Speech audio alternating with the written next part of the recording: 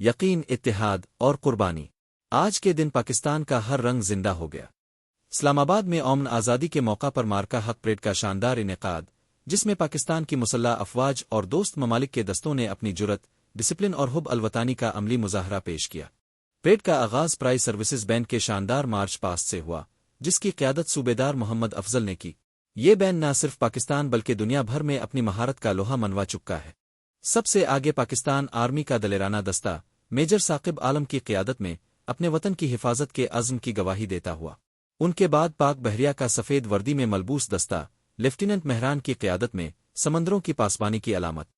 پھر پاک فضائیہ کے ستاروں جیسے دلیر جوان، اسکواڈرن لیڈر اسد اقبال اور فلائٹ لیفٹیننٹ فیصل کی قیادت میں rangers Punjab D S R Faisal کی قیادت میں، اور فرنٹیئر کور خیبر پختونخوا کا دستہ کیپٹن آفاق کی سربراہی میں وطن کی سرحدوں کے محافظ۔ پریڈ کا سب سے جذباتی لمحہ جب قومی پرچم برراہ دستہ سلامی اسٹیج کے سامنے آیا اور شرکا نے احترامنہ کھڑے ہو کر سلامی دی۔ یہ پرچم پاکستان کی آزادی، قربانی اور ایمان کی سب سے بلند نشانی ہے۔ اس کا ہر رنگ ہمیں اپنی تاریخ، اپنے شہداء اور اپنے روشن مستقبل کی یاد دلاتا ہے۔ امن آزادی مارکا حق پرے ایک پیغام کہ پاکستان کا کل بھی روشن تھا، آج بھی ہے اور ہمیشہ رہے گا۔